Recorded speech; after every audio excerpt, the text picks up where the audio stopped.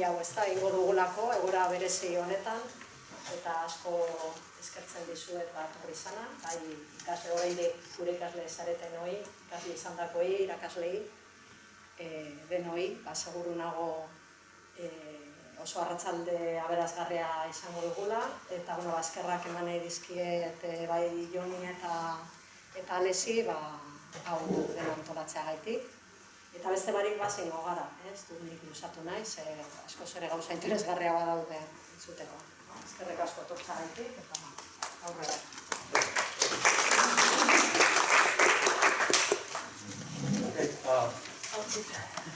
Good evening, everyone. I'm going to make just a couple of remarks.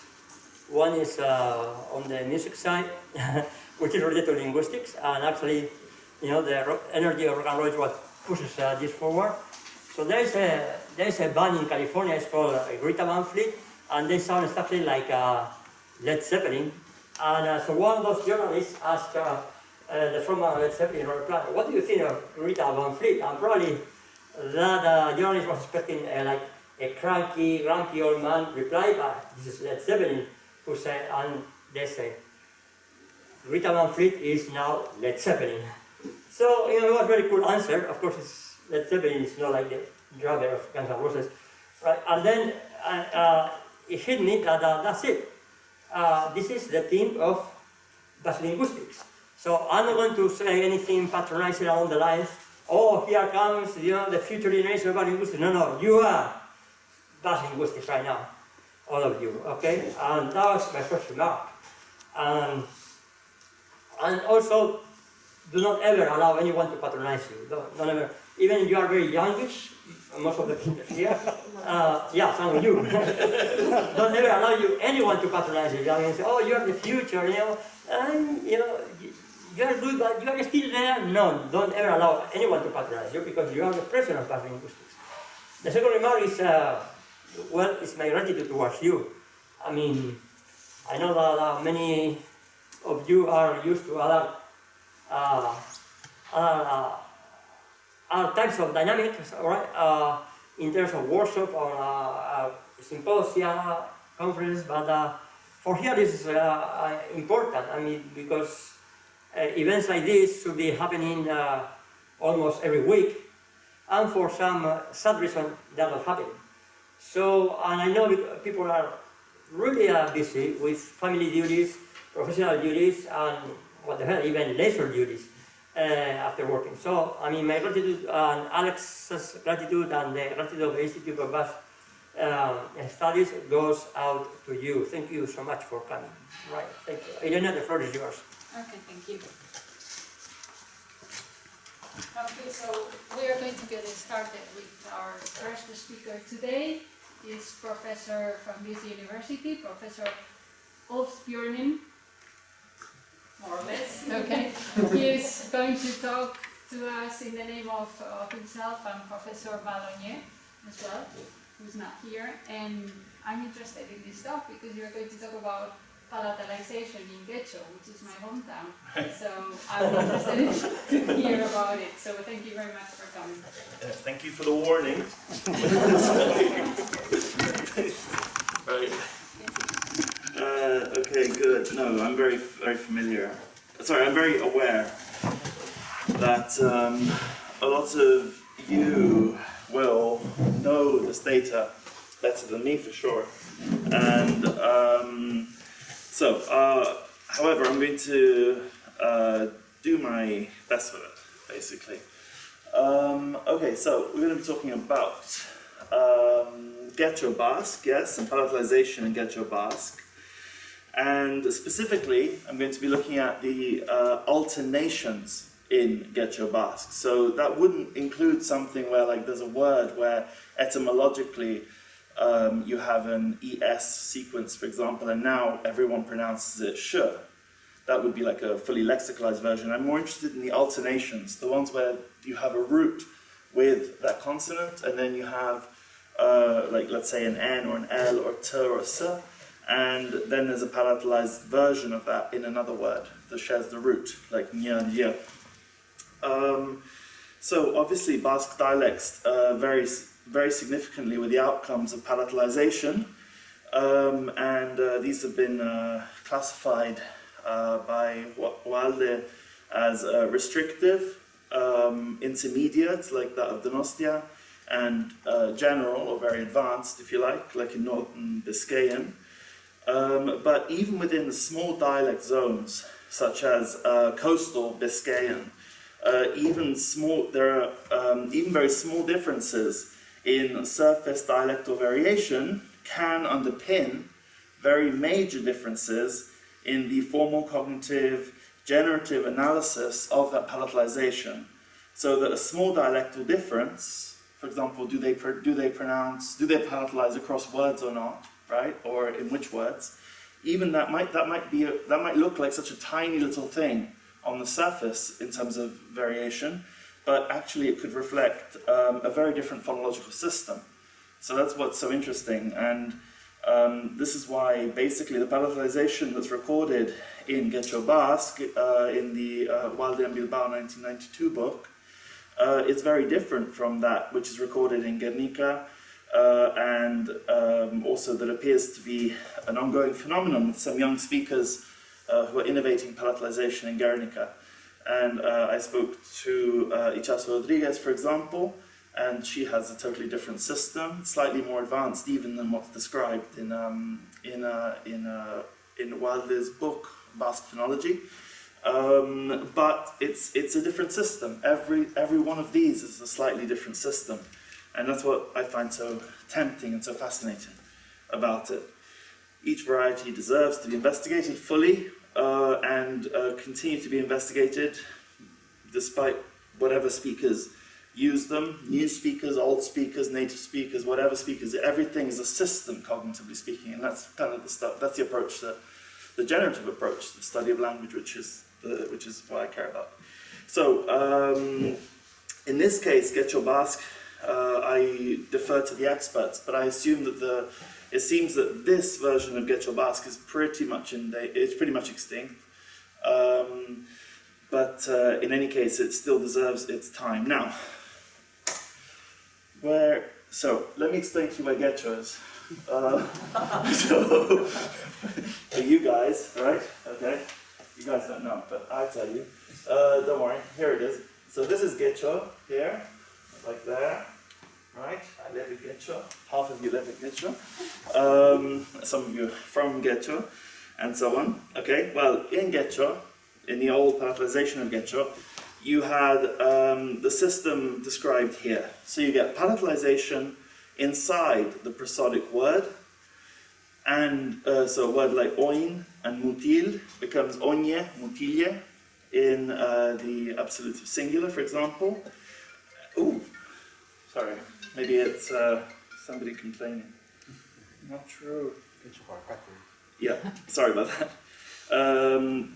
So we have oin and mutil becoming onye and mutilje in absolutive singular, and you'll see that here we get palatalization of the consonant and also glide absorption. The y of the oin goes into the consonant. Across the prosodic word, however, we do get palatalization as long as the word that follows begins with a vowel. So we get things like oinyandi and mutilyandi, and you'll notice that the glide in oin, in this case, does not disappear, it stays. Now, Walde and Bilbao, which are from now on I'm going to say HB, okay? HB analyzed every instance of nya and lya as synchronically allophonic, meaning that it's derived from il and in underlyingly. However, this also means that they have to mark very many lexical exceptions, because there are very many loan words particularly, but even perhaps even only one, but there is even one native stem that is an exception to this. So you have to have many. If you say that nya and lya are synchronically derived from in and il, you have to have lexical exceptions marked, okay, for not undergoing palatalization. Now, the interesting thing that they note, okay, HB note, is that there's a sort of paradox in this rule. And it seems, because the process seems to apply and not apply at the phrasal level. Okay? So, because the palatalization rule that we saw is sensitive both to the leftward phonological context within the word level, so it happens after an E or a Y, and it's also sensitive to the rightward phonological context at the phrase level. So does the next word begin with a consonant or with a vowel? So the trigger and the target of palatalization both need to belong to the same word. So if you have mutil and andi, then you can get palatalization because the trigger of palatalization and the target are found in the same word. And if you had something like mendiluse, here you don't get palatalization because the trigger and the target do not belong to the same word. But still, the rule will only apply if the phrasal juncture is vowel initial. So if you have mutil, you can't just say, if you have mutil, this will not undergo palatalization in front of a consonantal initial word that comes after. So it's a little paradoxical. Looks like it's happening and not happening at the phrasal level.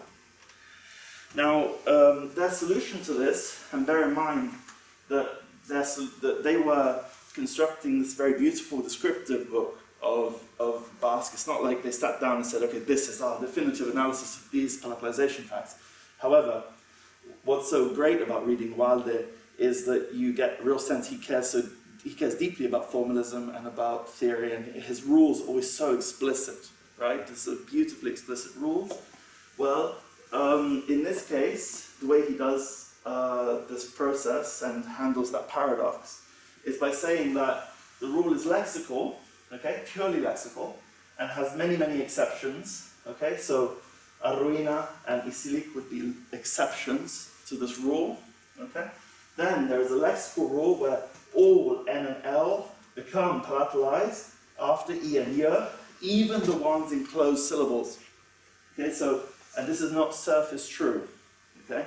So agin would become aginya, according to the rule, and agin bari would become aginya bari, again, not surface true, okay?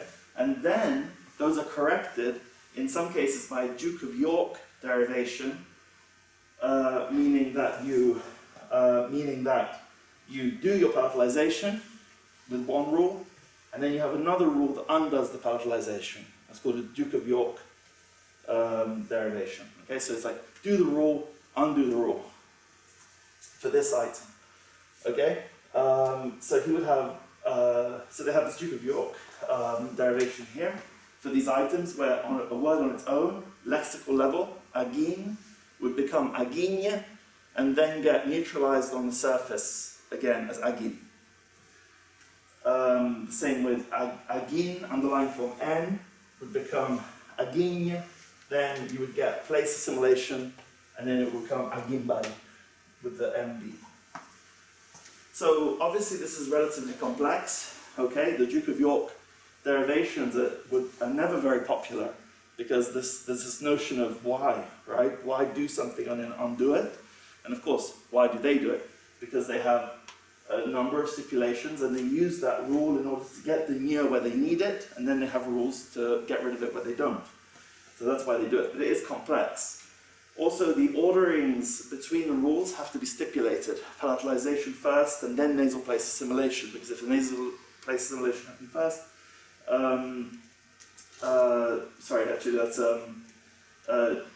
the rules, have to be stipulated in the exact order that they're in, right? If you change the order, then you get different outcomes, none of which are correct.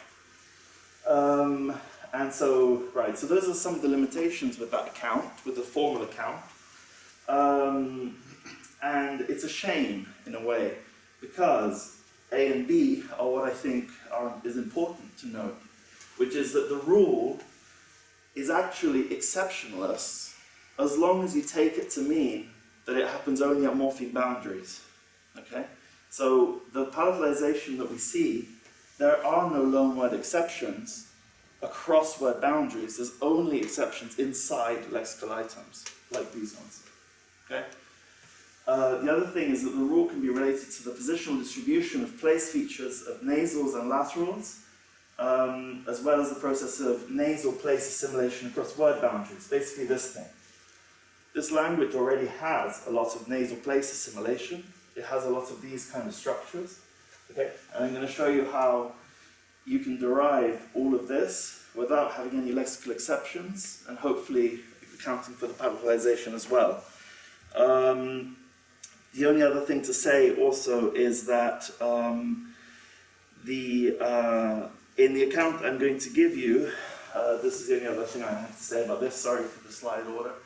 The only other thing to say about this is that in the account I'm going to give you, for the process of palatalization, not necessarily any other processes, for the process of palatalization, there doesn't need to be a distinction between word and phrase level phonology in the account that I'm going to give. So, what is the account? The analysis is like this. The distribution, it should follow from other facts of the language. So the distribution of place in nasals and laterals in Getxo Basque is extremely restricted. Okay, place of articulation. With the exception of affixal K, consonants and closed syllables must be coronal. Okay, always coronal. Closed syllables do not, I take that to mean that closed syllables do not permit contrast, underlying contrast of place. You can't have a place contrast, place of articulation contrast, in a closed syllable. So, I take it also that there is a default specification of place with coronal. Okay, so if you have no place of articulation, you will come up coronal. And I think that's pretty standard. As codas and laterals and nasals, okay,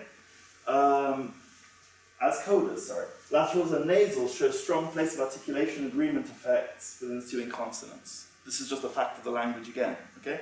So when I have a word like asal, and I add it to yana, I get asal yana. So there's a place of articulation agreement in here, as there is in gison, gisombari, with the M and the B. Okay, so there is nasal place assimilation in the language. There's a rule of nasal place assimilation. So accidental gaps aside, for example, the fact that you can't get a word initial nya or a word initial ya, except for example, in the exclamative nya or something. Yeah. So unless you want to say nya, right, then there are no words that begin with nya. Okay. This of course fits their account that the nya and the ya derived by an underlying e, and word initially there wouldn't be that e there, so therefore you wouldn't get word initial nya and ya. It's cool, but I'd have to take that as an accidental gap of the language, in the same way that in English we don't have word initial ng, even though it is a perfectly permissible onset, like in singer. Okay, so it's just some distributions aren't always even. So laterals and nasals, okay, I would say are contrasted for place only in front of filled V-slots, only in open syllables, only as onsets, if you like.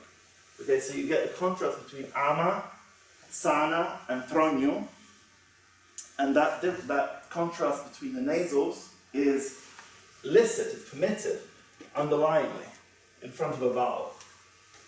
Okay, that's the idea. So for me, a form like maquinista, for example, okay, has an underlying coronal end, and this will have an underlying coronal L, okay, this one would have an underlying coronal N, this one would have an underlying palatal nya, right, just as this has an underlying labial ma. So these things are not exceptions, it's just that underlyingly you can have a contrast of any nasal or lateral you want as long as it's in front of a vowel.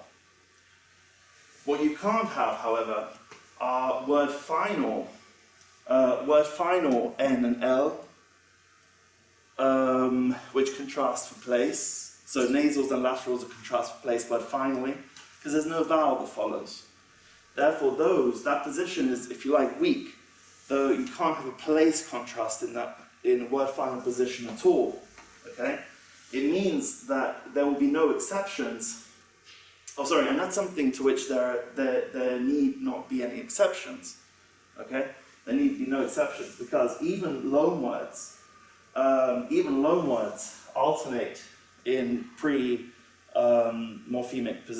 before certain morphemes that begin with vowels.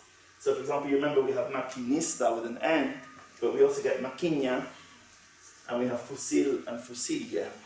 So we don't have exceptions there just because they're loan words. In fact, there are no exceptions as far as I can tell. Word finally. Okay? Word finally, if you are an N or an L, and you are after you're a year, you will palatalize in front of a vowel. In front of a vowel that follows. By the way, it's just if you know your Getxo Basque better than me, you'll be thinking maybe there aren't that many N final words in Getxo Basque. Indeed, many of them historically have been turned into, for example, years like abioi for airplane instead of and they survive in other words you have like an epenthetic vowel after them. So those things wouldn't be final ends. Fair enough. Okay, those are just root contained inside the root. Okay, so still, there are no exceptions to palatalization across word boundaries beginning with vowels. Okay, next to word beginning with vowels. So let me see. Blah blah blah blah. Let's ignore the year for a sec, because I'm not going to try to derive that for you. Okay, so what does that all mean? It means that, according to what I'm saying, laterals and nasals have no underlying place features in closed syllables. They either share it with a consonant that follows through nasal place assimilation, or they are placeless, in which case they could sometimes surface as coronals if they are, as that's the default place. Okay. However, word finally, just think of the underlying distribution. Okay, this is like this. If you're in front of a vowel, you can have a place of articulation feature. Yeah. If there is no vowel, then you can't have a UR place of articulation feature. Okay. That means necessarily that anything that's at the end of the root is going to have no place of articulation feature. Therefore, the whole effect, everything, is going to come just from different ways of deriving place. How do you put the place feature in? Okay? Well, finally, there are no place features. Where are they going to get them from? So, like I said already, coron was the default place of articulation. So, final placeless nasals and laterals, in so much as they exist, they're going to, they have no place of their own. They're going to have an epenthetic coronal. They're going to surface with an epenthetic coronal. Word level, vowel initial suffixes enter the domain of the root, and they make whatever consonant is at the end of that root into an onset. So the A of the ablative singular is going, absolute singular is going to move into this position. That position will therefore be filled with a vowel, and therefore this position, right, which is underlyingly placeless, suddenly needs to have a place. Because there's a condition on the language that says if you are a nasal or a lateral in front of a vowel, you have to have place. You have to have a place feature. You have to pronounce with a place feature. Now, if there was nothing else, then you would have coronal default, just like you have at the end of the word. But because this is Getxo Basque, you have the E palatalizing element, which is allowed to spread into that position. And it fills the place node of the final N or L that is in this position. So basically, it could have come out with a default coronal, but instead it gets palatalized. Why? Probably because the palatal feature is local, so you don't have to epemphasize. Yeah, you just take what you can. This language has palatal agreements, so you take the palatal, put it in there, and that oin is going to become oin here. Notice that the year is going to go inside the N, and I haven't talked much about that, but like it will disappear in this process. But anyway, no, sorry, forget that bit. The important thing is that the palatal place goes into the nasal once you fill the final V of the root. Now, across words, okay, preconsonantally, there will be just ordinary nasal place assimilation. So, ison, like I said, that's a final N, therefore, according to what I'm saying, this N, not other N's, but this N is not going to have a place feature of its own, but I put it next to something that has a place feature, and then you get perfectly ordinary spreading of the place feature from the labial B into the N, and you get gisombadi. The interesting thing is what happens when, sorry about that, the interesting thing is what happens when the word that follows has no consonant. Because now, the oin, which has no place feature of its own, the final N, is going to resyllabify, become bipositional, with this C, okay, because it's empty. And notice there's no place feature for it to take, because there's no consonant. It has no place feature of its own. So what's it going to do? Well, in this case, if there's an E or a Y in front of it, the palatal place feature can go into there, and then we'll get Nya or Y in front of a vowel initial word. Right? Because if there was a consonant here, that wouldn't happen, because the place would be filled by that consonant's place feature. It has no place feature of its own, so it can either take it from the E or the Y, or have it epenthesized with corn. Which is what happens here in mutilbet. You don't get mutilbet. Why? Yeah, okay, so why don't you get that? Because, okay, so underlying is like this. This is the final L. Because it's a final L, it doesn't have a place feature underlyingly, okay? Then it looks over, and if this was a nasal, you would get nasal place assimilation. If it was palatal, you would actually get the palatal feature going from there into there, and then you would get like y and then y, okay?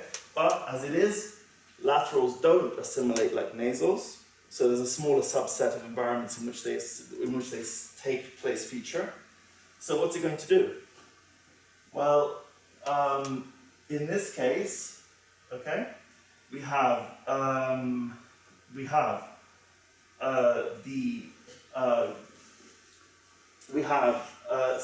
so in this position, okay, we have the L, which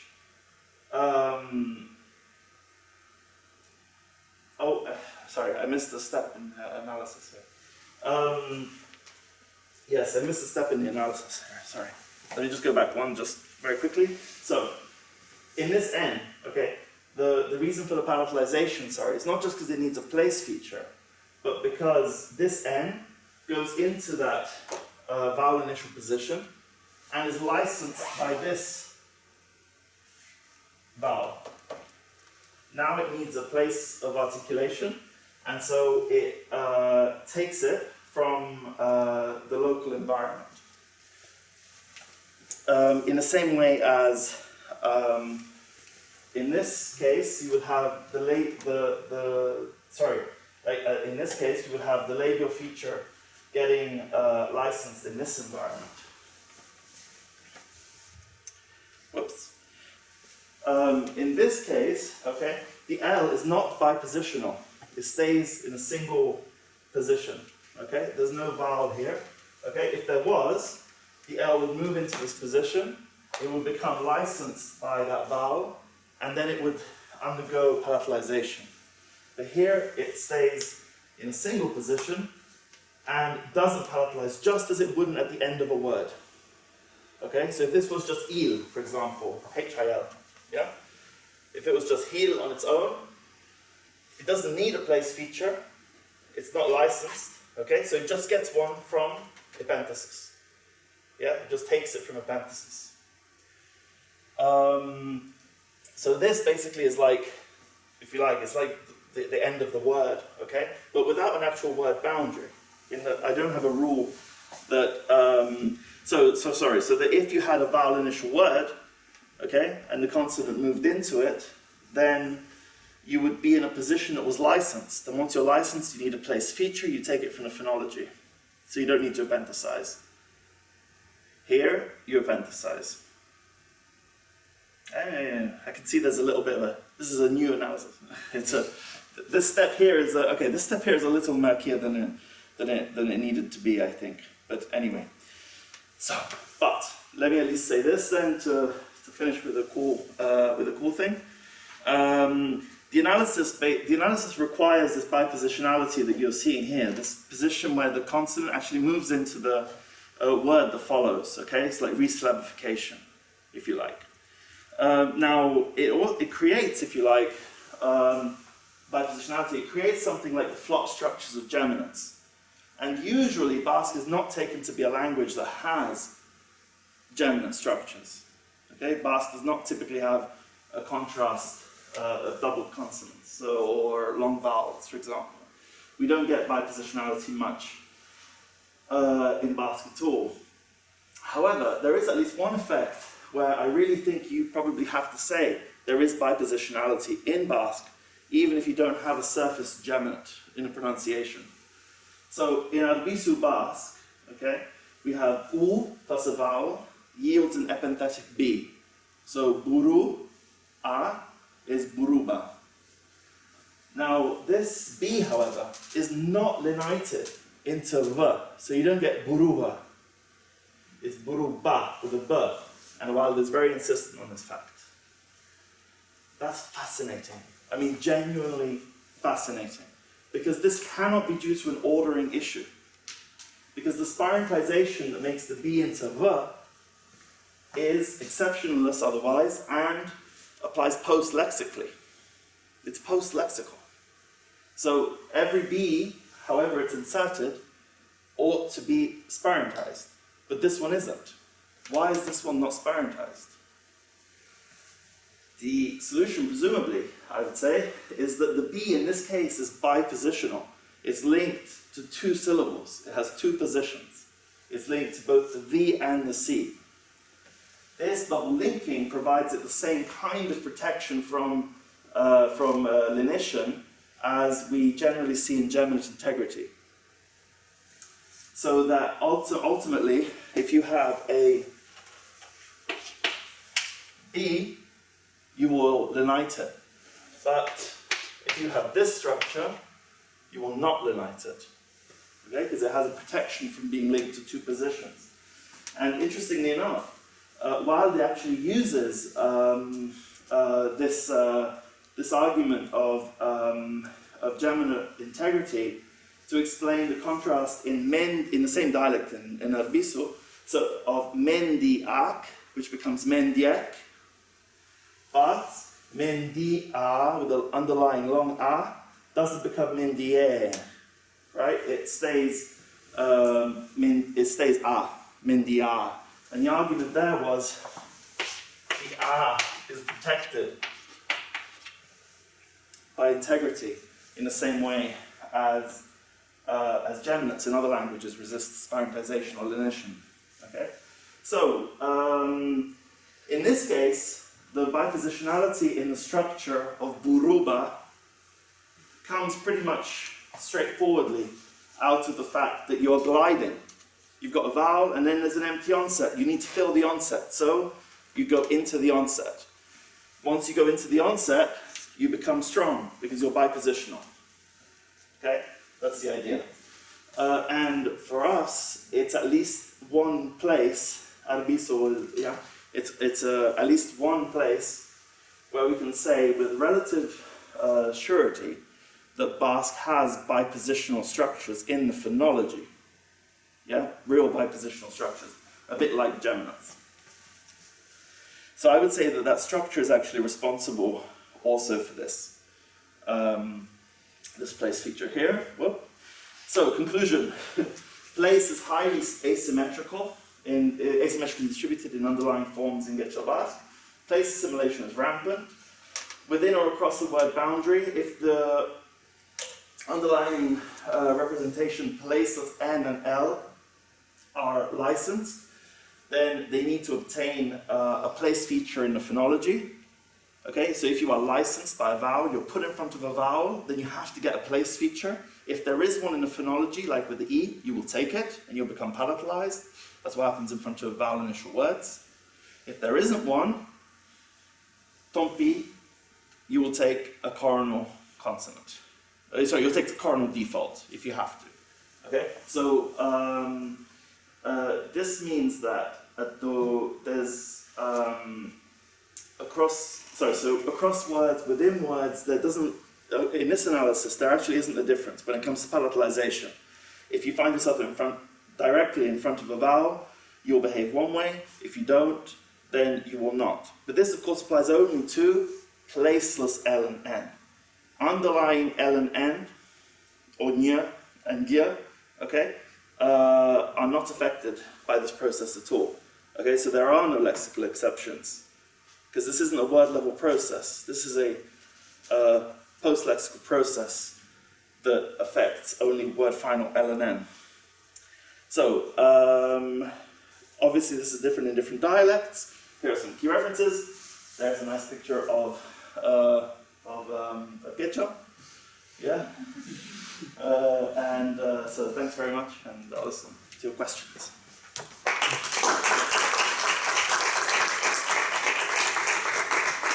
Okay, so we have time for some questions now. Anybody? Yep. Yes. Thank you for your presentation. Generally fine. I think it's a good account for what we find in the palatalization, the distribution of the palatalization of Getxo Basque. But I have a couple of points. One is that I didn't really get what you take from the Arvizu Basque lack of remission. Yeah. Which is very puzzling for everyone. It only happens in Arvizu. Yeah. It doesn't happen anywhere else. Yeah. And I'm not sure I see how you are applying it to what you see here. So Yeah, that's true. That's true. Elaborate, I will appreciate it. Sure. It's not even an elaboration. It's a defense. No. No, the thing is this, that the only reason why I mention if I was giving this presentation in a certain, okay, this slide is not necessary. Because, I sometimes, when I mention bipositional structures in Basque, what I have, a lot of people, they say to me, don't you know that Basque has no geminates? Right? They say that to me. What they mean by that is that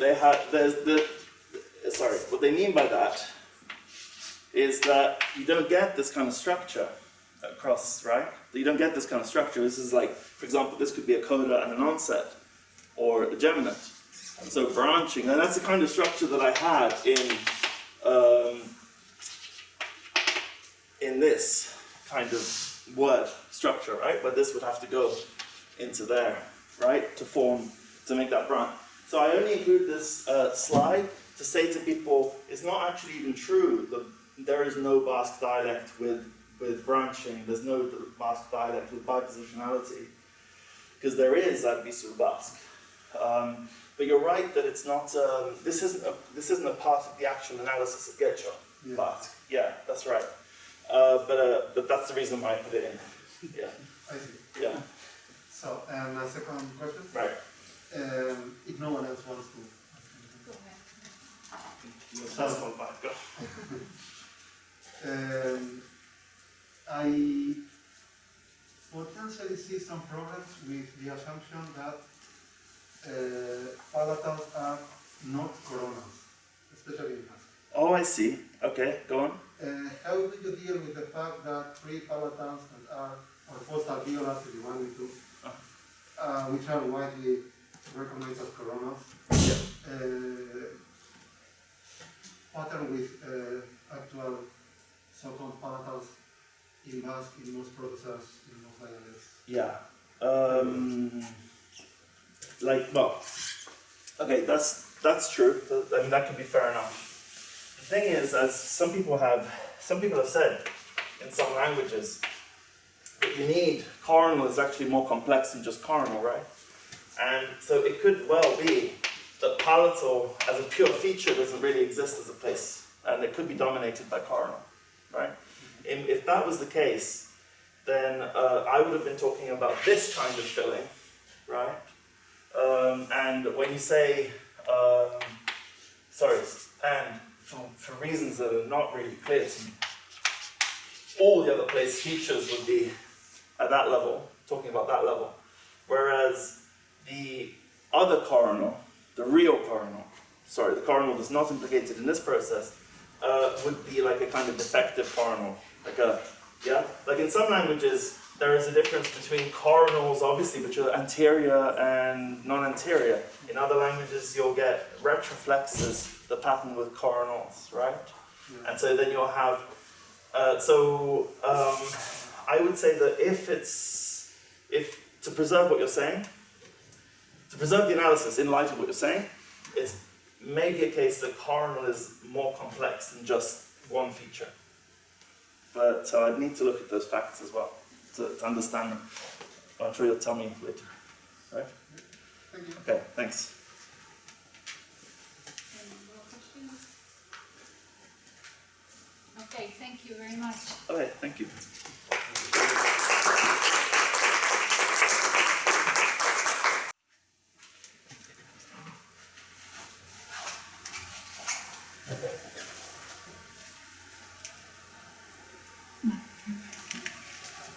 Bueno, Getxo guztioi, eskerrik asko Irene.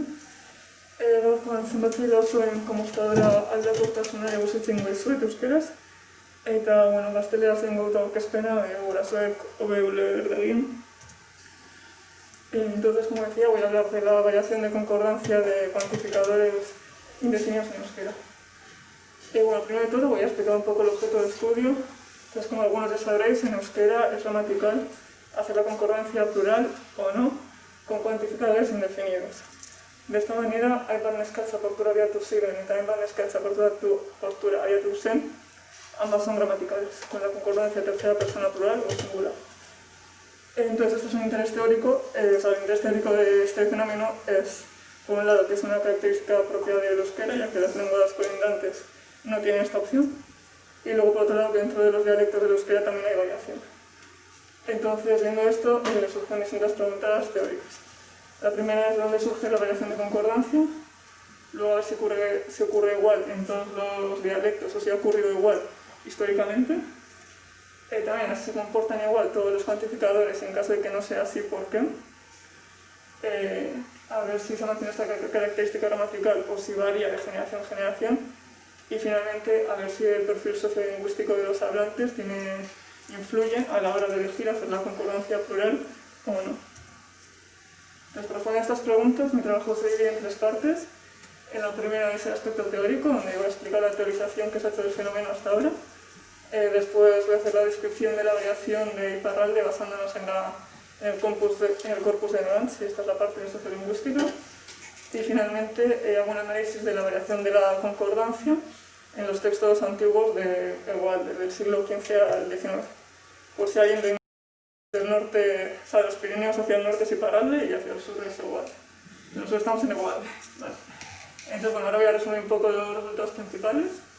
El primero, y también es el más importante, es que la función sintáctica del sintagma nominal modificado por el cuantificador tiene mucha importancia a la hora de hacer concordancia plural o no. Es decir, cuando la función sintáctica es objeto directo, se hace mucho menos veces la concordancia plural que cuando es sujeto relativo. Luego, por otro lado, hay notables diferencias según qué cuantificador se usa. Por ejemplo, cuando se usa el cuantificador APU, que solo se usa en subero para decir poco, casi nunca se hace la concordancia plural. En cambio, cuando usas ASCO o ANITZ para decir mucho, casi siempre se hace. Luego, algunas generalizaciones dadas en la literatura hemos visto que no reflejan el euskera actual de los hablantes. Como por ejemplo, hemos visto sujetos ergativos en concordancia plural y luego el cuantificador Zenbait, hacia algunos, si bien se ha descrito como que tiene variación, en el corpus parece que casi no tiene. Y finalmente hemos visto que el fenómeno ha variado bastante diacrónicamente, ya que en euskera arcaico y antiguo, en todos los dialectos de Goalde, parece que existía la opción de no hacer la concordancia plural. Luego, los sujetos ergativos parece que no siempre han hecho la concordancia plural. El dialecto de navarro es el que más ha conservado la opción de no hacer la concordancia plural. Y finalmente, los cuantificadores cardinales tenían la opción de no hacer la concordancia plural también en vizcaíno y en árabes, característica que hoy en día solo se guarda en súbero. Vale, entonces ahora vamos a abordar los aspectos teóricos. Se os han dado tres explicaciones, bueno, tres han sido por lo menos las principales respecto al fenómeno. Dos son gramáticas, de Txiardegi y de Euskal Hizkuntzalaritza, EUKENE, y luego la otra se ha dado por los investigadores Etxeberria y Etxepare. Entonces, en la gramática de Txiardegi del 78 se explica la falta de concordancia como un conjunto. Entonces, se entiende para él los cuantificadores indefinidos son adjetivos indeterminados, por lo que él espera que se conjuguen en indeterminado, en mugagabe, y por eso explica que no se usa la concordancia plural. De esta manera, el liburu vasco erosimut, que compran nuestros libros, él lo interpreta como si fuera un conjunto indeterminado. Por otro lado, la gramática de Euskal Hizkuntzalaritza dice que la concordancia de números, singular versus plural, marca una diferencia semántica. Entonces se usa el singular para sintagma nominales incontables y el plural para los contables. Entonces, si dijéramos ikasle gut y etorri zen, vinieron pocos estudiantes en el singular, para el EUKENE tiene una interpretación de masa, como si fuera una masa incontable. Y si lo dijéramos en plural, sería una suma de unidades, como si fueran contables. Sin embargo, Etxeberria y Etxepare dieron bastantes argumentos en contra de estos análisis. Y bueno, el primero de todo es que no todas las estructuras que no hagan la concordancia plural necesariamente tengan la interpretación de masa. Por ejemplo, en el ejemplo número 3, sagarazko dagoen, pues la interpretación de masa si decimos sagarazko dagoen ensalada, hay mucha manzana en la ensalada. Y si decimos sagarazko dagoen en plural, pues como fueron unidades, hay muchas manzanas en el campo. Sin embargo, si cogemos un sintagma nominal viviente como ikasle, si decimos ikasle asko dagoen, en un principio no es una masa, sino que son unidades, son estudiantes que están enteros. Y si lo decimos en plural, ikasle asko dagoen, es lo mismo, son unidades que están completas, el significado respecto a la masa o la unidad no varía. Por otro lado, también las estructuras que no hacen la concordancia plural tienen que tener siempre la lectura distributiva. Y no esperarías una lectura distributiva hasta interpretaciones de masa. Entonces, si haces la concordancia en plural, ikasle asko argazkiak, se puede interpretar de manera distributiva o colectiva, o sea que cada uno ha levantado su pizarra, que todos levantaban la misma, pero en cambio si no hacen la concordancia plural, como en la 5A, solo puede tener interpretación distributiva, es decir, que cada estudiante levantó la suya. Teniendo en cuenta esta última característica, vieron también que estas estructuras que no hacen la concordancia plural tienen otras limitaciones respecto a los predicados. La primera es lo que acabo de decir, la incapacidad de que aparezcan con predicados colectivos. La segunda es la incapacidad de que aparezcan con predicados recíprocos. Por ejemplo, ikasle askok elkarren edo bata bestearen antza handia dute. Estos estudiantes se parecen mucho entre ellos. Puede ser recíproco o sea, es gramatical siempre y cuando la concordancia sea plural.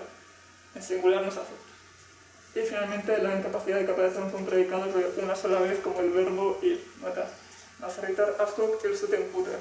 En plural es gramatical, pero si lo dijeras en singular, no es gramatical con ese tipo de predicados.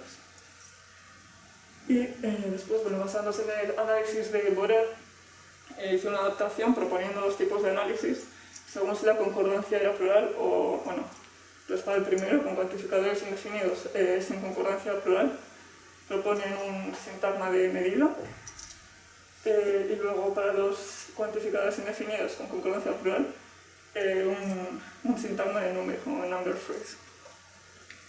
Y finalmente, y esta es la parte más relevante para mi investigación, dividieron el País Vasco, no el País Vasco, Euskal Herria como tal, en tres sistemas. Y según en qué sistema esté el dialecto, se espera que haya variación o no, según la función sintáctica. Entonces lo dividieron en oeste-centro, transición, apurdi y subero. Aquí están las funciones sintácticas. Entonces la diferencia más importante para para el análisis sociolingüístico que he hecho es que en los sistemas de Iparralde, es decir, en los de transición y el subverbo, en teoría no es gramatical la falta de concordancia plural con el sujeto relativo. Y luego, por otro lado, el complemento dativo no es gramatical en subverbo, pero esto no lo he analizado porque en el corpus no hay ejemplos. Y lo último que esto mencionaré al final, en teoría solo hay variación de concordancia con cuantificadores cardinales con función de ejemplo directo en subverbo. Pero esto veremos con las horas en clase. Vale, entonces ahora, esto ya dentro de la investigación, la segunda parte, que es la descripción de la variación de euskera actual en Iparralde. Entonces para ello utilicé la base de datos Northern Basque, que es un proyecto de laboratorio de CNRS bajo la dirección de Beñato y Artzabal. Y es un proyecto cuyo objetivo era ver hacia qué dirección iba el cambio lingüístico de distintos dialectos de Iparralde. Y bueno, con eso creé una base de datos para justamente poder analizar el cambio. Entonces esta base de datos recoge 59 hablantes y tiene todos perfiles diferentes, perfiles sociolingüísticos diferentes, recogiendo variantes como edad, residencia, adquisición del euskera, etc. Sin embargo, me obliga a hacer unas notas metodológicas sobre este corpus. La primera y más importante es que son traducciones del francés. A los hablantes les estaban frases en francés y tenían que traducirlas al euskera. Entonces, ¿qué pasa? Por un lado, hay más de una respuesta posible, más de una traducción posible, y por otro lado, que la propia estructura del francés puede influenciar en la respuesta que sea en euskera. Porque, como sabéis, en francés, igual que en castellano, con estos cuantificadores, la concordancia es plural sí o sí. Y luego, por otro lado, hay desequilibrio en las características sociales de los hablantes. Casi todos son jóvenes, casi todos tienen como lengua materna el euskera, la gran mayoría son de navarro, entonces tampoco se pueden analizar todos los colectivos de una manera equitativa. Y finalmente, que tengan en cuenta los cuantificadores principales. Había algunos cuantificadores que solo usaban 5 hablantes, entonces con el fin de hacer un análisis lo más fiel posible, pues esos los tuve que dejar de lado. Sin embargo, creo que puedo detectar algunas tendencias claras de los hablantes actuales. Vale, entonces ahora voy a ir analizando de variante en variante. Entonces la primera es la edad, y es una de las más importantes de las variantes sociales. Como veis en la tabla número 2, aquí se ven cuántos hablantes según la edad han hecho el 100% de los ejemplos del corpus con concordancia plural. Y como veis, los que tienen 70 años o más son los únicos que todos los hablantes han hecho mínimo una frase sin concordancia plural. Luego, por otro lado, en esta otra tabla vemos que los que menos concordancia plural hacen son, en efecto, los mayores, los de más de 70 años, y los que menos hacen, los que casi siempre hacen la plural, son justamente los jóvenes, los de 30 o menos años. Luego, según el dialecto, si bien se ve que los que menos concordancia plural hacen son los de subverbo, realmente las cifras no son muy significativas porque se parecen otros porcentajes, así que a esto no le da mucha importancia. Luego, esto lo he analizado según la adquisición del euskera, escolarización y vivienda. Este primer gráfico muestra de qué manera han adquirido el euskera los hablantes, y aquí aparece que los que menos usan la concordancia plural son los que tienen el euskera como segunda lengua, entendido como que lo han aprendido siendo adultos. Sin embargo, en todo el corpus solo hay 4 hablantes cuya característica sea esa. Y encima hay uno de ellos que no usa casi nunca la concordancia plural, entonces no me parece un dato muy fiable. Por lo que diría que, bueno, en general, los que tienen la primera lengua euskera, que es la mayoría del corpus, pues son los que hacen más, los que menos usan la concordancia plural. Luego, en el gráfico de la escolarización, parece que los que han estudiado en francés son los que menos usan la concordancia plural, pero debajo de esto hay una trampa, y es que todos los hablantes que tienen 40 o más años no les fue posible estudiar en euskera. Entonces, debajo de esto no está la escolarización, sino que está la edad, porque todos los mayores que hemos visto que la edad importada a la hora de elegir la concordancia están metidos aquí. Entonces, la escolarización no es una variante de valor. Y finalmente, el tipo de viviendas son de campo de ciudad. Pues como casi siempre, los de campo son los que han guardado la característica, pero lo mismo, están muy cerca de los que viven en el pueblo, la ciudad, por lo tanto no me parece muy relevante. Vale, ahora voy a empezar con las variantes lingüísticas. Entonces, la primera es la función sintáctica de la sintagma nominal. Entonces, la función de la sintagma nominal, que es modificada por el cuantificador, tiene mucha importancia a la hora de tener variación o no. Aquí, como podéis ver, cuando la función es objeto directo, más de la mitad de las veces no se hace la concordancia plural. Luego en segundo puesto está el sujeto absolutivo y finalmente el sujeto relativo, que como veis ahí, solo en el 5% de los casos no han hecho la concordancia plural, así que es muy poco. Algunas penalizaciones de la literatura no reflejan el euskera actual, como ya he adelantado antes. Entonces, como recordaréis, Etxebarria y Etxepare decían que no había variación en los sistemas de Iparralde con el sujeto ergativo, y sin embargo aquí vemos que sí que hay algunos hablantes que permiten esta variación y tienen dos características sociolingüísticas muy diferentes, son de las tres provincias y distintas adquisiciones, etc. Pero lo que sí que llama la atención es que como máximo tienen 60 años, no hay ninguno de los que estén en el grupo de 70 o más años, por lo tanto creemos que es una innovación lingüística. Vale. La segunda variante lingüística son las formas alocutivas. Entonces, cuando estaba haciendo este análisis me fijé que en las oraciones existenciales la concordancia plural bajaba muchísimo, pero especialmente en las que usaban formas alocutivas. A lo largo del corpus se dan varias frases con formas alocutivas en toca y en suca. Entonces, bueno, solo para que tenga sentido mi análisis voy a refrescar un poco cuáles son las características principales de la alocutividad en euskera. Bueno, como algunos sabréis, hace referencia al oyente o al receptor, así que morfológicamente es de la segunda persona singular. Es una marca de persona verbal que no es argumental. Y en euskera, por lo menos, la marca locutiva lleva al caso ergativo, es decir, la raíz pasa de ser de izan a edun, por lo que tiene dos marcas, una argumental y la otra locutiva. Entonces, lo que en la forma neutra se diría es da eratorritako, pues en la forma locutiva se diría es duk, o es dun, o es duzu, eratorritako. Si el caso ergativo ya está cogido como un argumento, la marca es entonces lativ. Entonces la raíz pasa de ser de edun a in tripersonal. Por ejemplo, aitzanen neskaberria gota du, en forma neutra sería aitzanen neskaberria gota dik, din o dis. Y finalmente, si la segunda persona singular ya es un argumento, pues no hay forma locutiva. Vale, entonces, sabiendo esto, bueno, esta fue la pregunta que yo me hice. Sabiendo que la mayoría de la falta de concordancia en el corpus es cuando la función es objeto directo, es decir, hay dos argumentos, dos marcas, ¿hay alguna relación entre la estrategia de las formas alocutivas, un argumento más una marca de persona, y la tendencia a no hacer la concordancia plural? Entonces, mi hipótesis es que cuando el sujeto absolutivo hace la concordancia plural y se pasa a una forma locutiva, la concordancia plural esa se va a perder. Entonces, si bien la forma locutiva no es argumental, tiene ya dos marcas, absolutiva y ergativa. Por lo tanto, puede que la segunda marca, la ergativa en este caso, sea la que impulse la pérdida de la concordancia plural.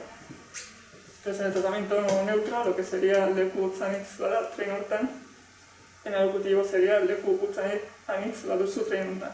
Estas son frases cogidas del corpus. Bueno, entonces, para eso, cogí el corpus de las 115 frases que están dadas en el locutivo, están dadas por 11 hablantes y solo 6 de ellos han mantenido las 20 frases en el locutivo. El resto mezclan locutivo y neutro. Y entonces, para el análisis, lo que hice fue coger las frases con formas alocutivas y analizarlas comparándolas con las que están dadas en forma neutra. Entonces, he obtenido tres resultados principales. El primero es que la producción de formas alocutivas no influencia en la concordancia, como es aquí, en alocutivo, si no, o sea, realmente no influencia mucho. Luego, en segundo lugar, cuando el sujeto es primera persona, se usa el tratamiento toca, que es más informal, y siempre hacen la concordancia plural. Y cuando el sujeto es la tercera persona, se usa suca, que es más formal, y hay variación en la concordancia. Para este resultado no he encontrado una explicación, así que lo he traído por si alguien ve algo que yo no estoy viendo, y voy a pasar más adelante. Y finalmente, este es el resultado más relevante, es que cuando la función del cuantificador es sujeto absoluto, el uso de la concordancia plural baja notablemente, ya que solo la mitad ha hecho la concordancia plural. ¿Por qué? Entonces, partiendo de la hipótesis, es posible que la marca no argumental ergativo sea la que influya en la concordancia. Entonces, en el corpus, como ya he dicho antes, en las formas neutras, cuando más cae la concordancia plural es cuando la función es objeto directo, es decir, cuando están las marcas absolutivo-ergativo. Entonces, lo que yo creo es que con las formas alocutivas, si bien el ergativo no es un argumento, psicológicamente de alguna manera es como si esa estructura, sea argumental o no, sea la que produzca la caída de la concordancia plural. Entonces ahí se ven los números que cuando esta es la función nos hace casi concordancia plural. En cambio, con el resto de las funciones de repente sube. Y entonces aquí traigo dos frases donde vemos que el verbo auxiliar es el mismo, dusu, pero en la primera tiene la forma locutiva y en la segunda neutra. Pero yo a lo que me refiero es que cuando tiene esta estructura es cuando más se cae la concordancia plural. Vale, y la última variante lingüística es según el cuantificador. Entonces, como vemos en este gráfico, tiene bastante importancia que el cuantificador use el hablante a la hora de hacer la concordancia plural. Bueno, cuando usa el cuantificador APU, casi nunca hace una concordancia plural, y en cambio cuando usan SENBAIT, casi siempre la hace. Entonces es bastante relevante que cuantificador se use. Luego aquí he resumido todos los cuantificadores con todas las funciones y como veis, en general hay una tendencia que cuando la función es objeto directo es cuando menos concordancia plural se hace.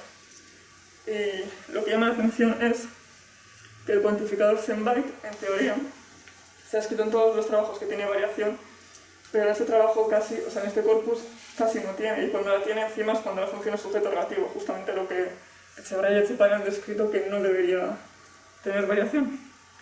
Entonces, bueno, es un misterio que no se encuentra. Y finalmente voy a abordar la tercera parte, que es el análisis de esta variación, pero en los textos antiguos de Walde. Entonces, ¿cuál es el contexto? Si bien los teóricos han descrito que es un fenómeno que ocurre en Walde y en Iparralde, a muchos hablantes de Walde se les hace extraña la posibilidad de no hacer la concordancia en plural. Los Subiri y Txillardegi dijeron que mantener el fenómeno en no hacer la concordancia plural que era un arcaísmo, pero sin embargo no vieron ninguna evidencia. Entonces, los objetivos de esta parte del trabajo es uno, analizar si en Walde realmente era posible no hacer la concordancia plural, y luego dos, de ser así, cuándo y en qué dialectos empezó a desvanecerse. Entonces la metodología para esto ha sido simplemente buscar ejemplos en los textos del siglo XV al XIX, en 4 dialectos, en bizkaera, arabera, euskera y Harrera, en 3 épocas, euskera arcaico, antiguo y el primer euskera moderno, y bueno, he cogido los textos más accesibles y significativos que encuentro. Este es el corpus en general. Los que tienen un asterisco son los textos que no tenían ningún ejemplo. Vale. Entonces, bueno, el primer análisis es según el dialecto y la época. Entonces, como podéis ver, en el euskera arcaico y el antiguo, hay en todos los dialectos algún ejemplo en el que no se usa la concordancia plural. Por lo tanto, sabemos que sí, que en algún momento ha sido general o que por lo menos estaba la opción de usarlo. Luego, en el euskera antiguo vemos que empieza el descenso, en el primer cero. Luego, en bizkaera y arabera encontramos algo muy interesante, y es que hay falta de concordancia también con cuantificadores cardinales. Y finalmente es el dialecto de Navarra, es el que se ve que más usaba las formas que no hacían la concordancia plural. Finalmente hice el análisis según la función sintáctica, y bueno, lo que he visto, esto es para mí lo más importante, que es que las formas sin concordancia plural con los números cardinales con función objeto directo existían en vizcaíno y en alavés, justamente como hoy en día se mantiene en su BERRO, es un arcaísmo. Entonces, siendo que los tres son dialectos que quedan así en los límites, pues tiene sentido pensar que es un arcaísmo que se mantuvo hasta el euskera arcaico. Luego, por otro lado, parece que el sujeto relativo no hizo siempre la concordancia plural, como podemos ver. Y finalmente, esto también es importante porque valida la investigación que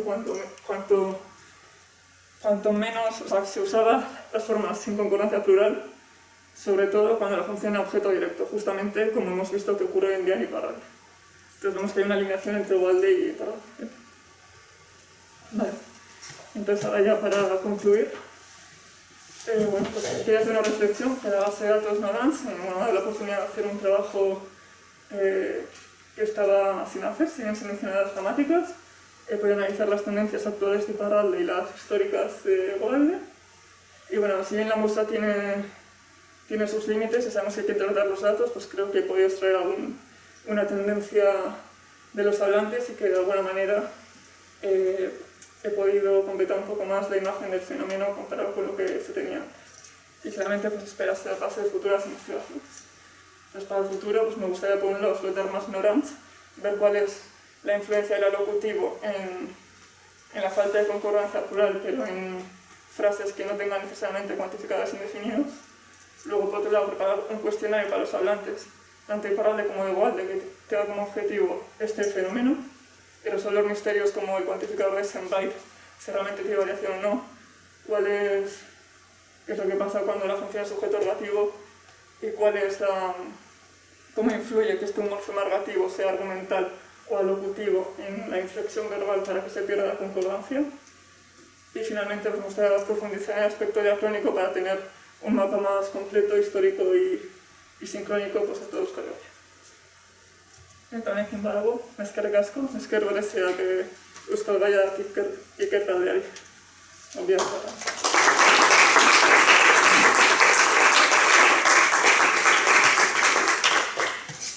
Okay, any questions from EUKENE? Yes.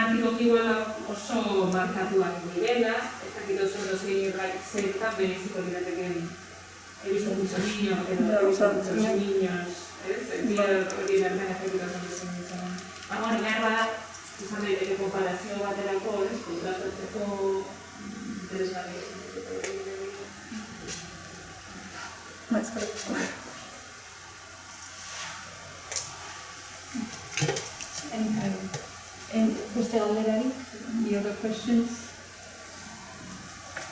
No? No one?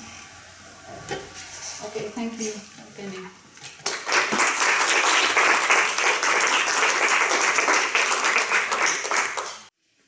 Well, thank you. First of all, I would like to thank the organizers of this workshop for organizing, no, not you, it's Alex and Jon, sorry, the other Jon. Yes, for organizing this. I think it's very interesting to have this kind of workshops here in Deusto, and actually I would love if, I would like to suggest if we could have maybe, I don't know, another one, maybe twice a year or something like this. I think it would be great. Summertime. Yeah, yeah, maybe. Okay. Well, I will talk about Basque mediopassives, a kind of configuration in Basque. I will show you a couple of minutes. It's a topic that I've been working on lately together with Beatriz Fernandez, as you can see here, from the University of the Basque Country, and also lately with Annie Odria, so they could also be mentioned here in this Yes, presentation. Well, so the general objective of the presentation is to reflect a little bit on the properties of this particular Basque configuration, and more specific objectives are to compare the mediopassive configuration with passives and middles in other languages like English, and to try to understand the structure and the properties of this mediopassive configuration, and in the meantime also to discuss a little bit about the nature of passives and middles with a cross-linguistic background. Okay?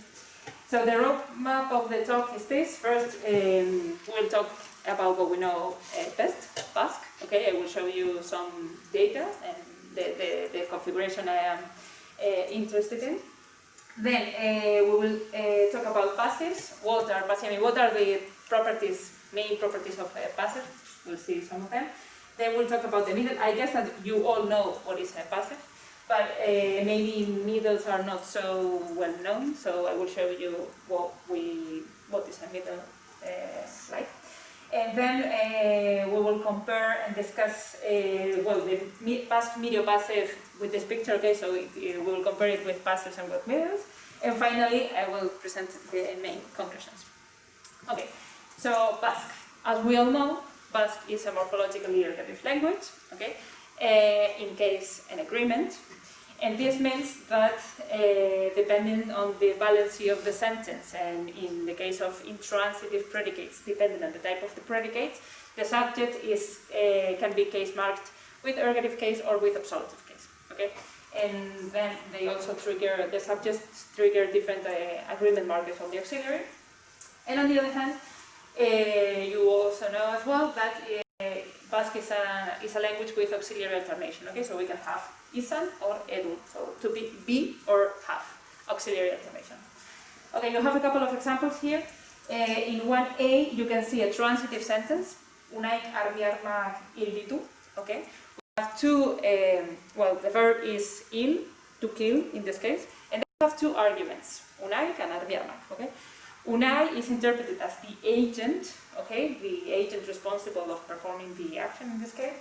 And armiarmak is the patient of the thing suffering. Okay, in this case the change of state. The agent is marked with ergative case, and the patient of the thing is marked with absolutive case, and the auxiliary root selected is have. Okay, this is a common transitive sentence in Basque. Then in 1b, you can see an intransitive, inchoative example. In this case, we only have one argument, okay, which is armiarmak, the spiders, marked with absolutive case.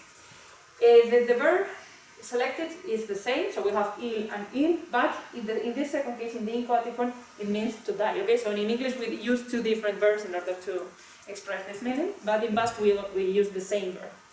The thing is that in this case, we have a single argument, marked absolutive. Okay, so you see that the subjects are different. Here, the transitive subject is marked ergative. Here, the intransitive subject is marked absolutive. And the auxiliary selected in this case is be, and not have. Okay, so these are the most important differences. Well, I will talk to you about this modifier a little bit later. So this, okay, it's like well known for everybody. We have a third configuration which is related to both of them, and you can see it in 1c. In this case, we also have a single argument, armiarmak, also marked with absolutive case, and we also have be auxiliary, okay? But the interpretation is rather different, okay? So here, the spiders have die or die, okay, by themselves, okay?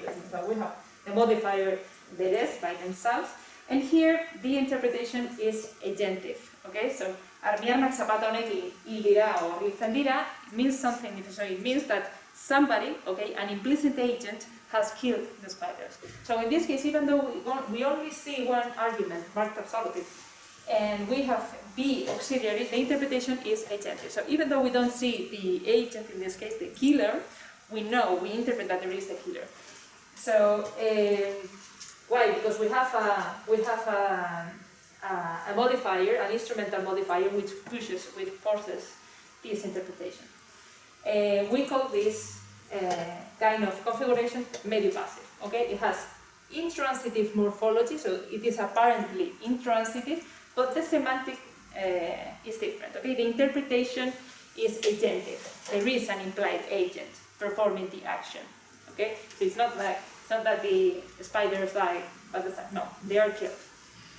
Okay, so this is what we are analyzing, this kind of configuration, taking into account that the agent is implicit and that it is morphologically intransitive.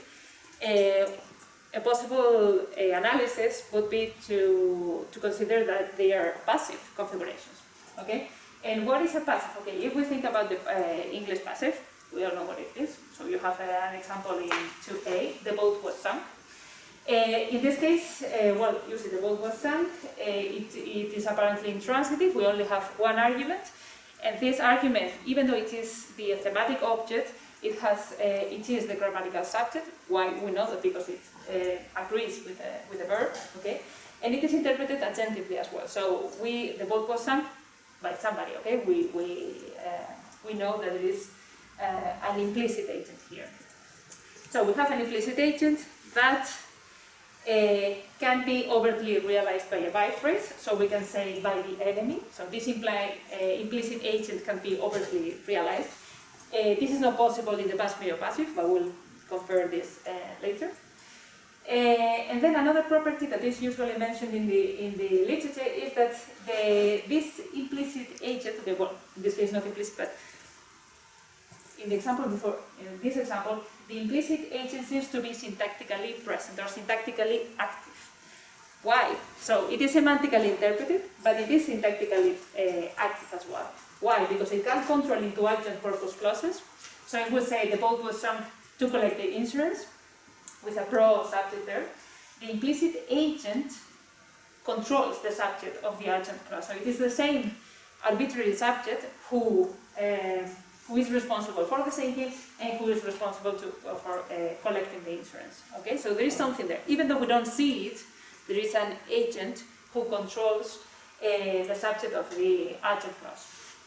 Another diagnostic to prove that the implicit agent is syntactically active is that it can license agent-oriented adverbs and instrumental phrases. We can see in the example in 2c an agent-oriented adverb deliberately. The boat was sunk deliberately. Okay, so we can introduce this kind of modifiers. If we can introduce this kind of modifiers, this is because we have a projection related to the implicit agent. It must be there. Something must be there in order to license this kind of modifiers. Because think about an accusative or an incoative. The boat sunk. This kind of incoative example does not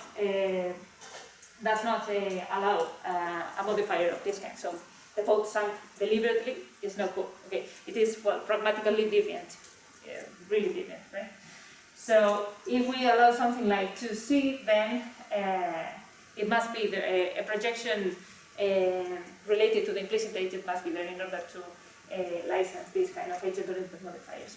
And finally, the implicit agent in passives also controls secondary predicates.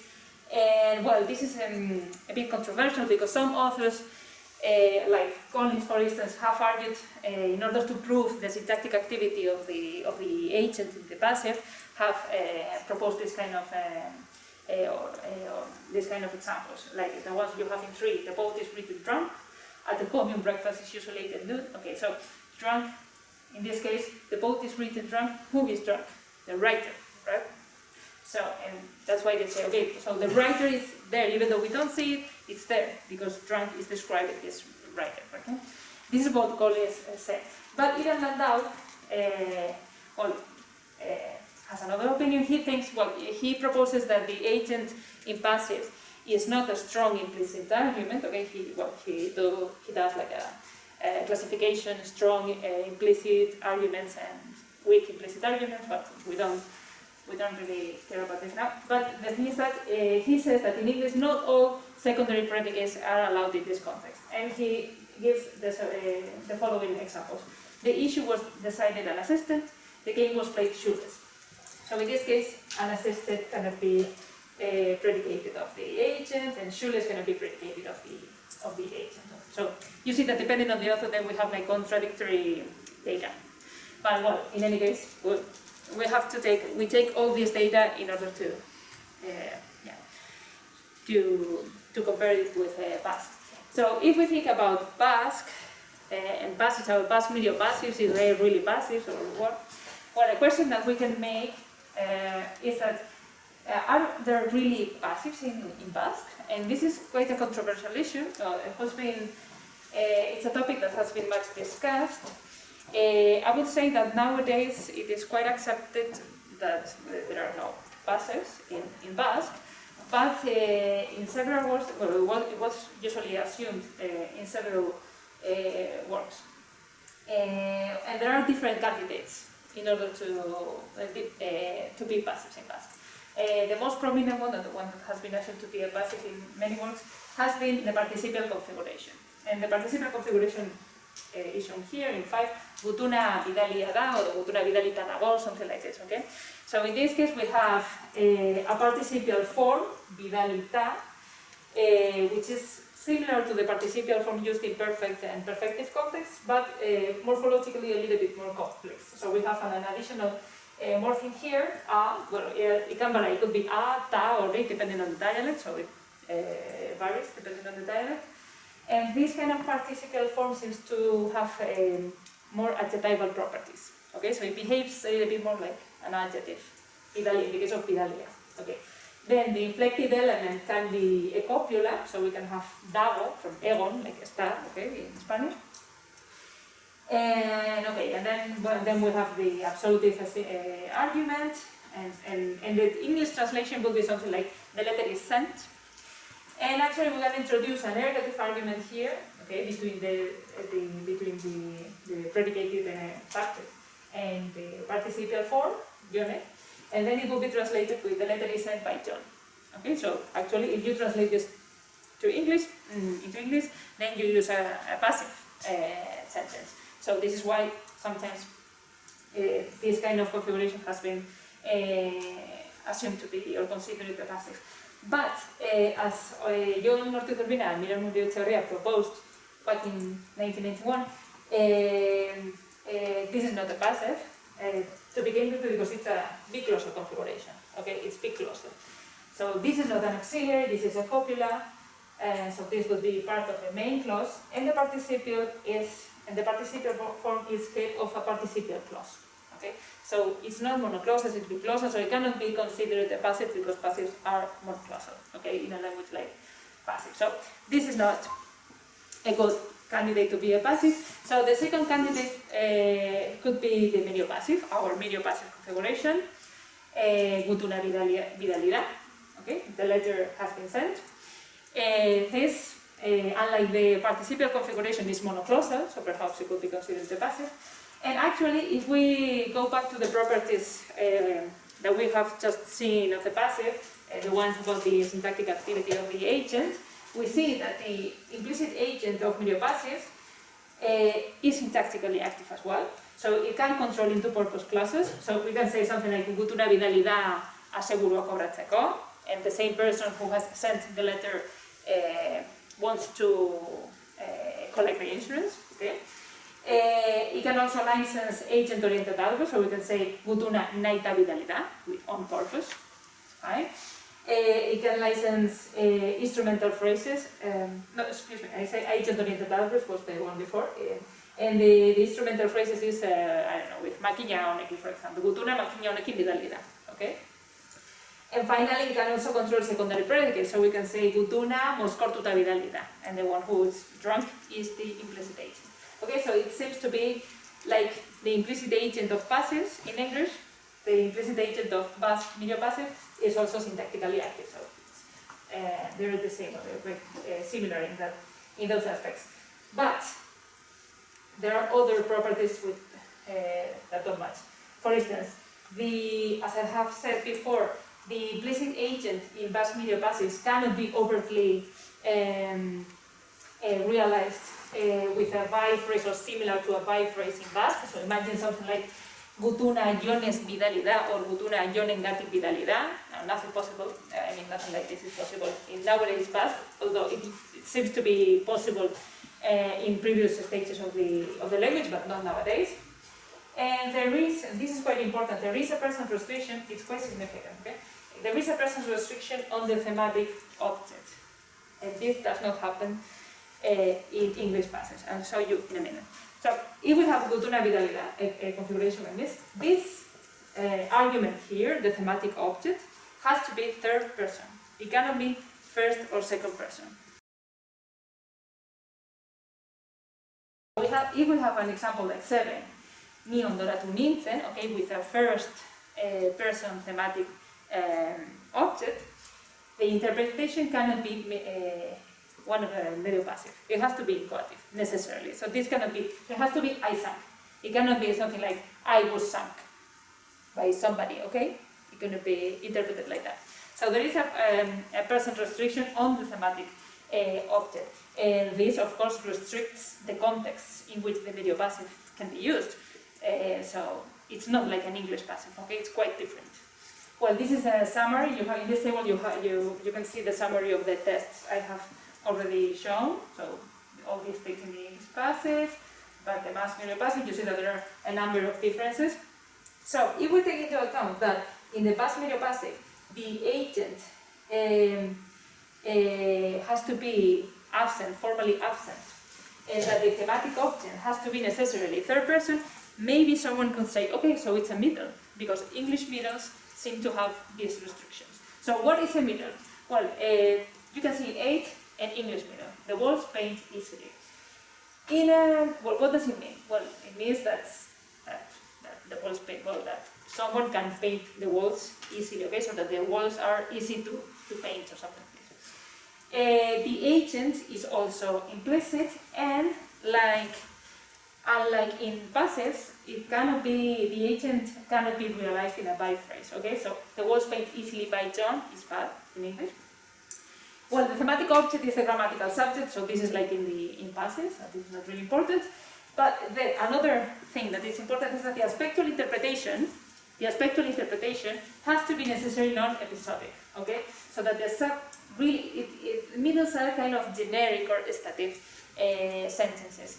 They ascribe a property to the thematic object. So in this case, the walls are easy to paint, right? Not really, it doesn't mean that someone painted the walls yesterday and that the wall is, no. It's something, it's different. It's like a more generic aesthetic. So we could consider perhaps that the Basque mediopassive is a middle, similar to an English middle like this in example 8.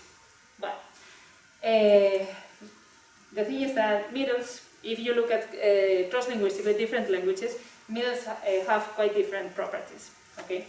So as Akema and Skolemer have actually done a kind of a typology of middles, and they have classified middles in 2 languages, type 1 middles and type 2 middles.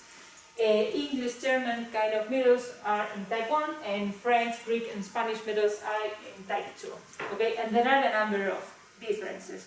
So for example, the generic stative interpretation, in Spanish we can say estas paredes se pintan fácilmente, but we can also say esta pared se pintó fácilmente ayer. So it could be episodic, okay? It doesn't need to be generic. And then there are a number of differences between languages. If we take the Basque mediopassive and compare it with these 2 types of middles, we see that Basque mediopassive are similar to type 2 middles. Okay, so we could say, okay, so the Basque mediopassive is a type 2 middle.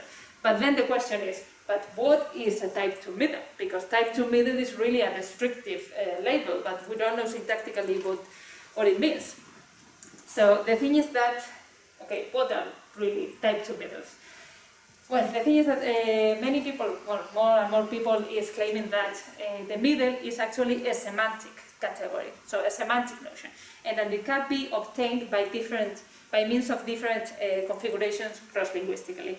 And regarding type 2 middles, some people have suggested that type 2 middles are parasitic on the passive, okay, so that they are really passive configurations. So again, we are back to our starting point. Okay, so then Basque mediopassive should be considered passive again.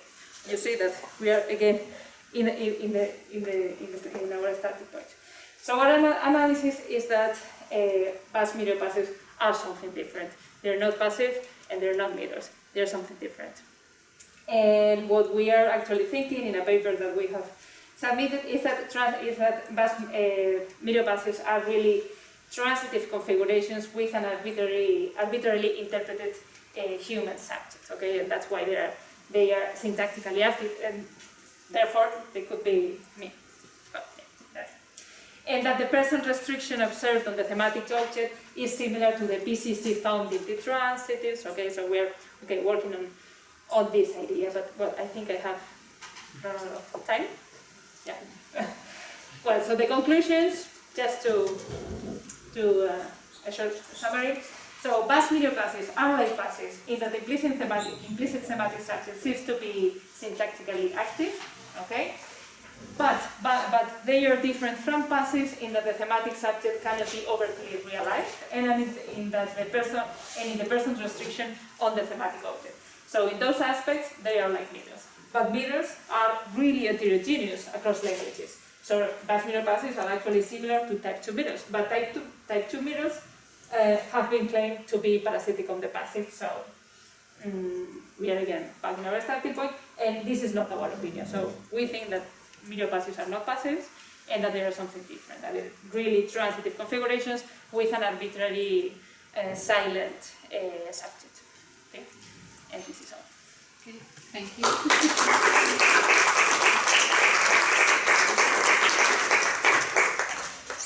All right, any questions for Anne? Okay. Just a couple of remarks. First one is that in the case of Basque mediopassives, we would call them mediopassives because some have passives because yeah. The semantic Yes, the term is descriptive and it doesn't have any syntactic implication. The label is good because it says it's like a passive but with active effects basically. But it has to be a passive. Now in Spanish when it says en coches, you clearly see that the object has become the semantic object. But in the case of Basque, I believe that they are passive. I believe so. You believe that they are passive? Mediopassive. Okay. But in Spanish you can use an agreement to say, hey, this thematic object has become subject, but in Basque you can't. You don't see that in Basque. You have to use that something else. Yes. Although I think that actually it's a subject. Because there are a lot of analyses that actually claim that it's an empty subject and that thing remains object. Yes, and this is something that we are considering for our analysis. Okay. So here's the second remark is that rather than saying that mediopassives are a semantic group but actually basically we were saying that about middles. Yeah, middles are like semantic. Yes, it's a semantic category with different.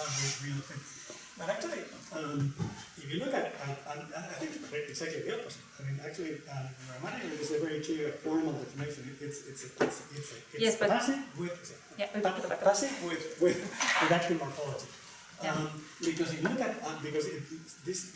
what you were saying seems to be taken for granted that passive isn't like a very clearly semantically defined. But you can find passives that are all sorts of different, but with as many different.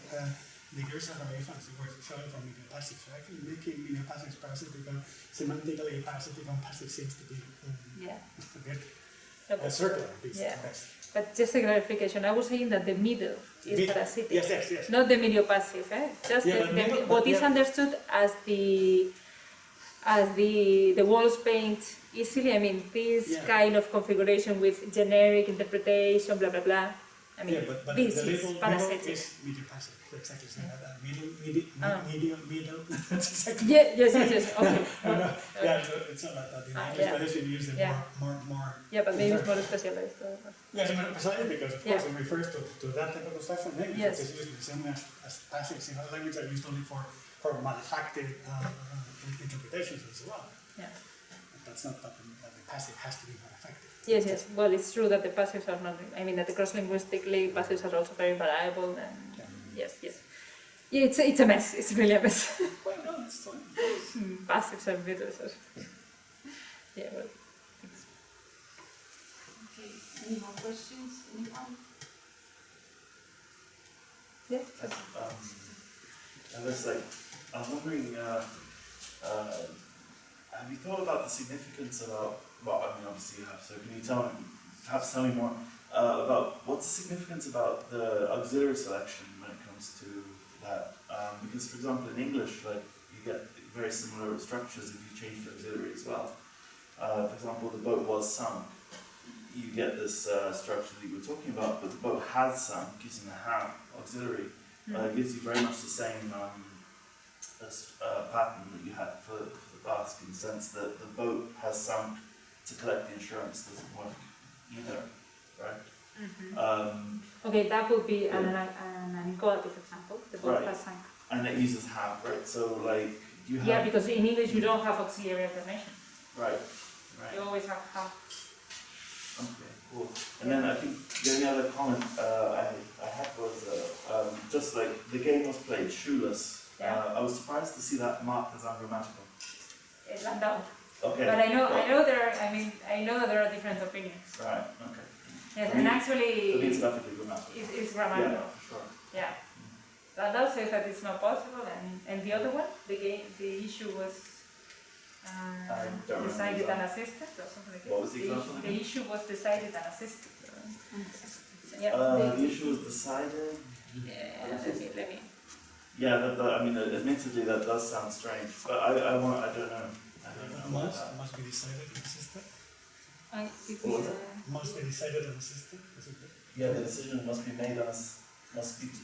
Remain assisted. Oh The issue yeah, was decided. the issue was decided unassisted. It sounds okay. It sounds okay. Maybe it sounds a little strange, but I'm not sure about an ungrammatical mark for that, and certainly not as a class of things.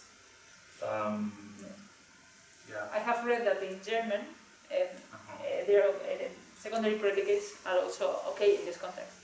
So maybe Landau is wrong. I mean, it's like, I don't know why. Right. Okay. Thank you. Thanks. Okay, I think we have time for a last question and comments. Anyone? Yeah. I'm not right. The opinion, the sound is silent in this kind of stuff. We did, I don't know. Because the sound is silent and Yeah. continuing in the past is a problem. Yeah, the thing that we're actually doing the elaborating on the analysis, but what we think is that you have a silent pro which has a non-specific person feature. So it is a pro, but it's not a common pro, okay? Because the common pro that you have in silent pro that you have in math, probably a small pro. Yeah. The small pro that we usually have in Basque is specific. I mean, it has person features, first, second, third, whatever. Right? But this pro would be different. It would be similar to Pablo Abisu proposed an arbitrary pro, so it's more in that line. It would be, it has to be a determiner because it does a lot of things. So it seems to be quite a big thing. I mean, it's not like effectively kind of. The thing is that you can have, well, we'll talk about this, but it can do a lot of things. So it seems to be syntactically active. So you think that the object is still not? Yes. I know you do that. You're good at that. No, I don't know. Yeah. Have you tried like testing for subject by making it into, let's say, putting some relative, by making the subject more complex and trying to extract from it and see if you can get either subject-island violations? But in which context I cannot? In the Basque, so Yes. to see whether or not, like, because if I understood correctly, part of the issue is like, is that in Basque, is that first argument actually a subject, or is it just a pro, and then that thing is an object, and that's why you don't get so is it really a subject?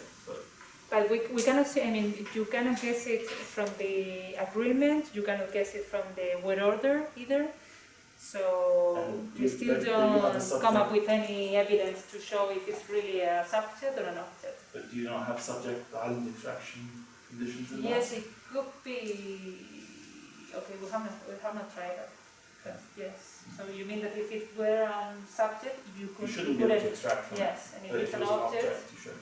Okay, we have not tried that. The thing is that it could. What is it? Yeah. Well, yeah. We could try it.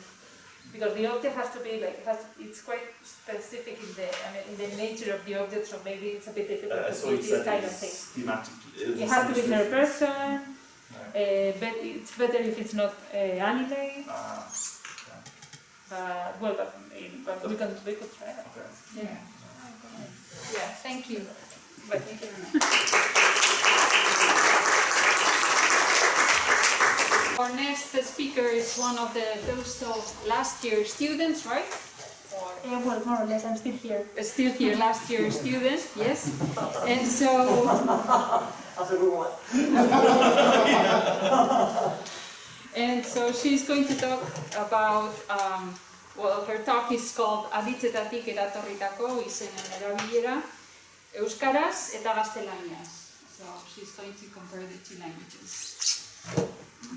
Bueno, arratsaldeon, ane naiz, eta gaur aurkeztuko dizuet ane BERROren tutoretzapen egindako gradu mailarako lana.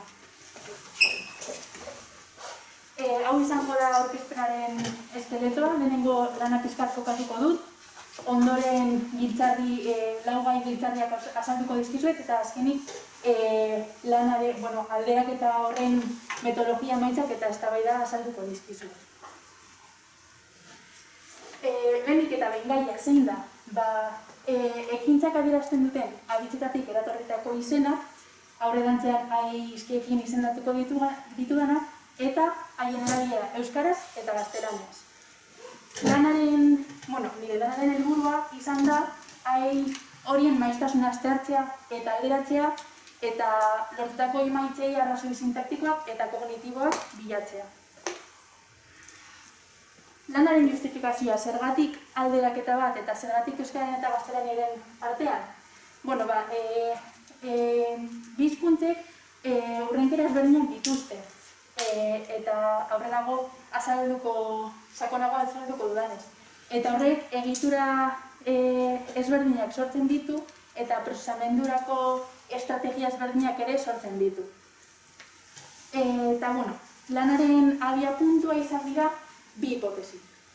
Lehenengoa, gaztelaniaz euskaraz baino gehiago erabiliko direla ekintzak adierazteko.